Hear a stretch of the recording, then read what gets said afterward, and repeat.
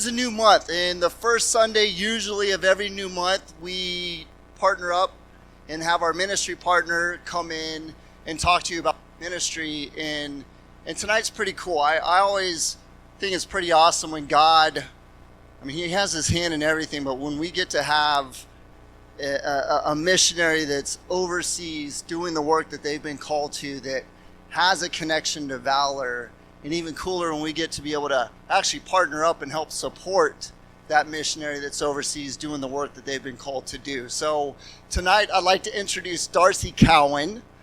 She's coming up to speak on behalf of her good friend who is in Haiti doing some pretty amazing work. So we're going to hear about that tonight. So. Okay, if you would have told me a couple of weeks ago or even a few months ago that I'd be up here talking, I'd be like, no, I'm not. That's not happening. But I listened to God, and so here I am. Like Ron said, my name's Darcy Cowan, and I probably know or at least remember like 10 names in this room, so I'm going to give you a little more of an introduction. You might know the name Matt Cowan or Mickey Cowan. They're part of Gospel Coffee and Go Worship. I know Matt has actually shared some testimonies and some of the Bible here with you guys. So you can lump me in with them. I'm married to their older brother, Anthony Cowan. We have 3 kids, and we currently live in Higginsville. And so I think it was the last fall when we first started regularly coming to Valor, Mickey and Matt being the reason we've come to know Valor. And around that same time, I was thinking about this in the car of like, okay, what was the timeline? I had Judah in March last year. When did we start going to Valor? So my timeline could be very off, so just bear with me. But around the time we started coming, my friend Katie, who's a missionary in Haiti, Katie in Haiti, that rhymes, I know. She made a Facebook post and was like, hey, if there's any friends I have, I'm back in the States for a short time, if you have a church that wants to hear about the mission work I do, I'd love to come and share. And she had her daughter with her at the time, who was a newborn. I was like, oh, that's great. We just started going to Valor. I heard Leah talk about needing more partnerships for each month. And so I was like, okay, let me see if I can get something worked out. And so while she was here, we could not get something worked out for her to come and share in person. So I was like, oh, okay, well, missed opportunity. But Leah was like, well, no, can she send a video from Haiti? Like, can we get some information and you can speak on her behalf and share some testimony and just who she is? I was like, okay, yeah, sure, I can do that. So my friend Katie and I met in 2019. I think you can go to the next slide. I'll start with this one. We were expecting our first child, Nathaniel, which that's a whole other part of my testimony. And we met Katie through Sacred Song, which was a midwifery. She was a student at the time, and she was always very kind, comforting, very encouraging, and peaceful person. Hello? Okay, went out for a second. That scared me. And so we had a really great experience with him, and at that time when she was a student, she had already started sharing that she had plans to go to Haiti and minister to the women there in Haiti. And that's kind of a big deal to me. Like, I can never imagine just transplanting to a whole different country that I know nothing about and know that it's very volatile and just trust that God's going to make something happen there. Okay, next slide, please. And so our home birth experience, there were, I believe, 3 or 4 midwives at the organization there. And during each appointment, it's not quite like going to a hospital where you're in and out. You've got like 20 minutes with your doctor. Maybe they're on time, maybe they're not. You really get to know the women that are working with you. And so during each appointment, we learned more about the midwives, about their beliefs, that they were all Christians and believers. And we had deep biblical conversations, and they prayed with us and for us, and asked how they could encourage us in any way. And so it's a very unique experience to know that your providers are praying for you during one of the most intense times of your life. Our labor did not go the way it was supposed to, or it went exactly the way it was supposed to for God, but it was not the way I had planned.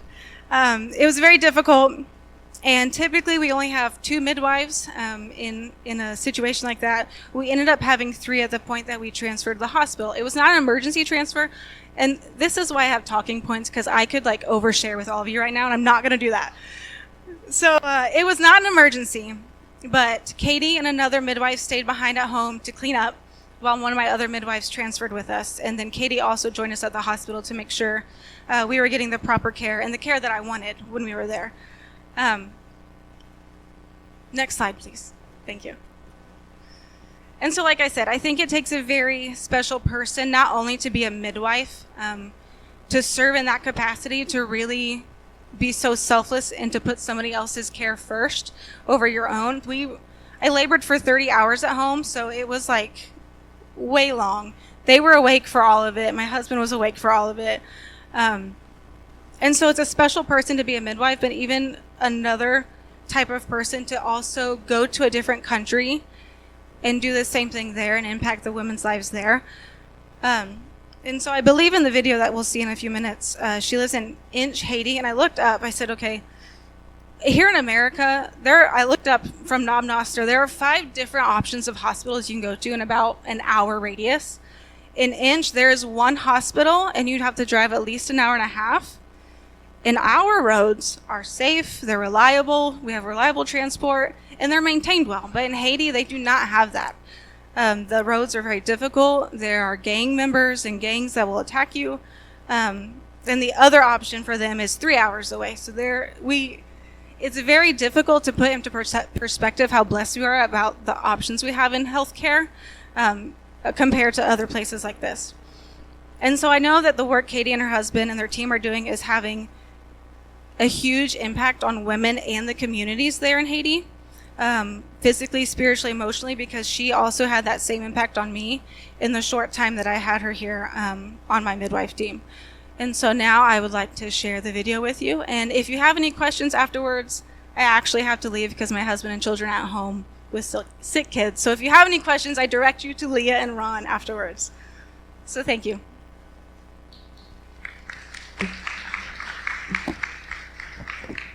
Hi, my name is Katie Augustin. I'm a midwife and a missionary living and serving in rural Haiti alongside my husband and our 1-year-old daughter. My passion for serving under-resourced communities began early. As a child, my family spent time in the townships of Cape Town in South Africa, and later I served in Cox's Bazar in Bangladesh. And it was there that I really first learned about the global crisis of maternal health, that childbirth-related complications are the leading cause of death for women of childbearing age worldwide. That realization led me to midwifery. I began my midwifery training 10 years ago, and after working in Kansas City, I moved to Haiti in 2020 to serve at a birth clinic in Port-au-Prince, Haiti. Haiti has the highest maternal and infant mortality rates in the Western Hemisphere. More mothers and babies die here than in any other country in the Americas. And those numbers are only getting worse.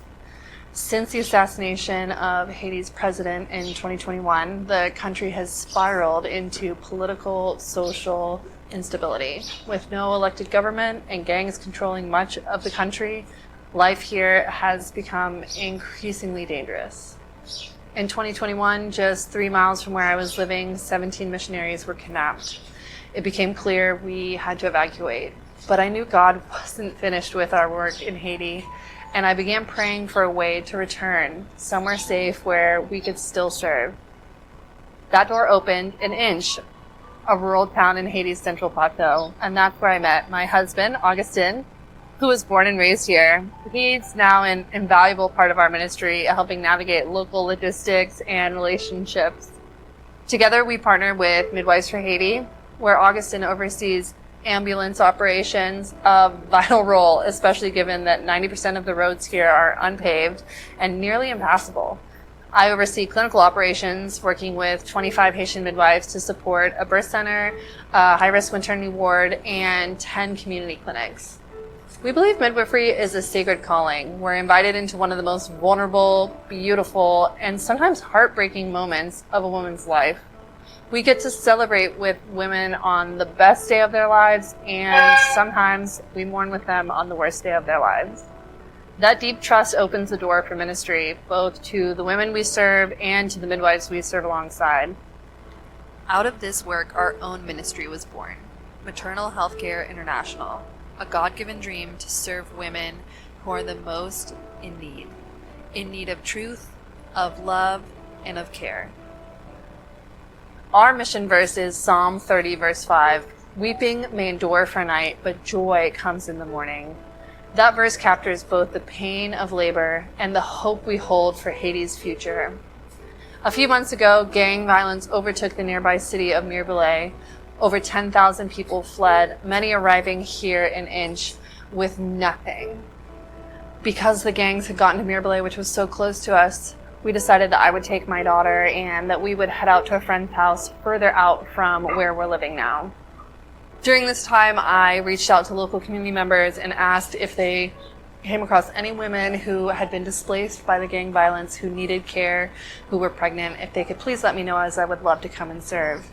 And through a friend of mine, I got connected with an orphanage who one of their staff members' wives was pregnant. It actually ended up being the same orphanage that a very, very good friend of mine who I worked alongside here in Haiti for many years was adopted out of 25 years ago. Over 100 people were living in this half-built hotel, sleeping on the floor. They had one mattress that they'd given to Rebecca, this pregnant mom, whose husband was the chauffeur for the orphanage. So I came in and got to meet Rebecca. I sat down next to her and started getting my supplies out. I asked her if she would share her story with me. She started telling me about her first 2 births and then her loss last year and then this miracle baby that they were so excited about. But as I'm prepping and hearing her story, she told me she hasn't felt the baby move in the few days to a week since they had evacuated Mirebalais. I immediately started praying. I just begged the Lord, please, surely you didn't bring me here to tell her that her baby is gone. Lord, please let us find a live baby in her womb. And as soon as we put that little ultrasound machine that I had on her belly, we saw this bouncing, happy, active little baby. And I was so thrilled to be able to give that family this reassurance. I was even able to tell them that their baby was a boy, which everyone was very happy about, except for Big Sister, who was really hoping for a little girl. As you can see in this picture, she is a little bit upset looking. Everyone else is very happy, but it was such an honor to serve them, and especially in this time of just great distress and need for their family. Even more of an honor was that they asked me to name their son. I had an immediate inkling of what I wanted to name him, but asked for a few days to pray about it, and God really confirmed that he was to be called Naemi, which is the Haitian Creole word for Nehemiah.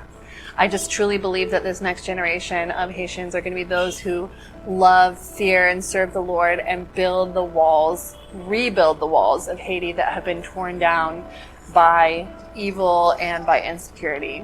Throughout our time serving in Haiti, we have seen that there are just so many needs, and we can't meet all of them, but through the grace of God, we can meet some of them. One thing that we realized is that women do not have the materials that they need to keep themselves and their bodies healthy after they deliver a baby. So out of this need, we started the Postpartum Hygiene Kit Project.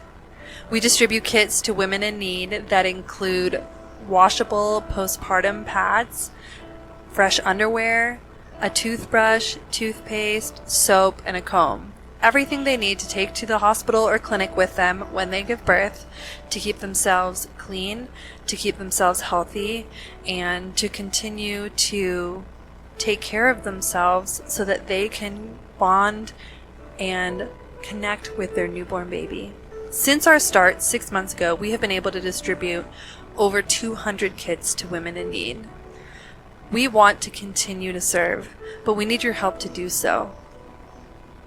Each kit costs us $20.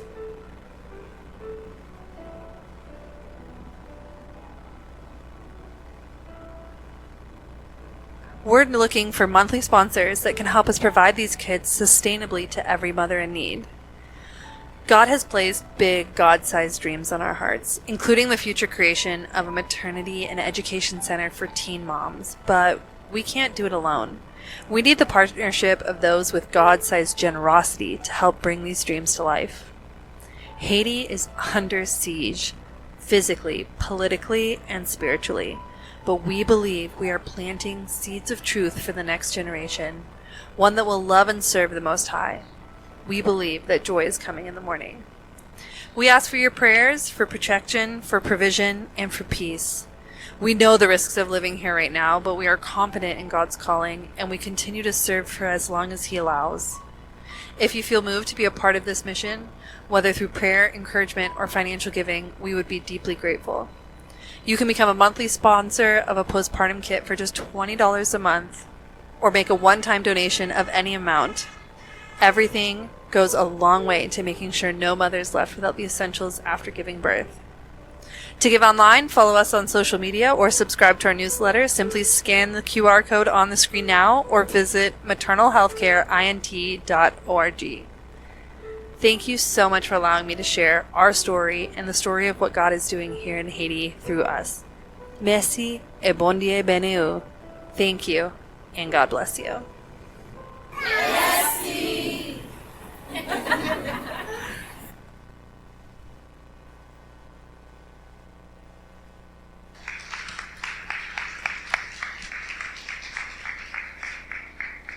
Pretty awesome to see a grassroots ministry like that just start up and go to the ends of the earth like we're called to do to show Christ's love.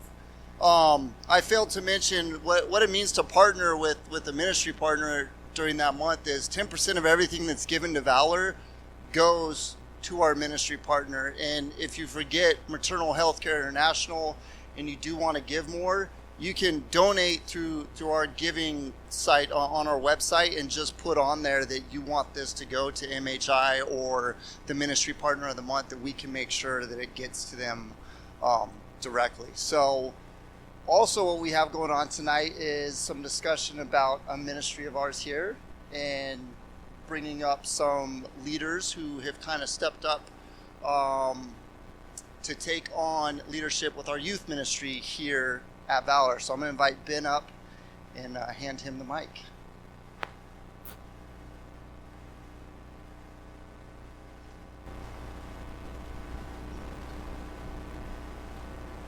Darcy, thank you for being so bold to come up here and share like that, and especially your experience as well. It's what a blessing, for sure. Don't let me forget I have a check for you also. If you are planning to run out to take care of your kiddos, I got something. Yeah, it's a great opportunity to support, and when we have the opportunity to send out missionaries, oftentimes we pray over our families who are ETSing or PCSing other places, and we want to lift them up in prayer as a sending out, because they have been a part of our congregation for so long, and we watch them grow. So tonight is particularly special because we're not sending out away from here. God's called some folks to serve in our youth leadership, and we get to, as a sending out, lay hands on them. So if I would like to invite Joey and Stephanie Lopez up. Anna was going to come up as well, but she had something come up, so we're going to pray over here another day.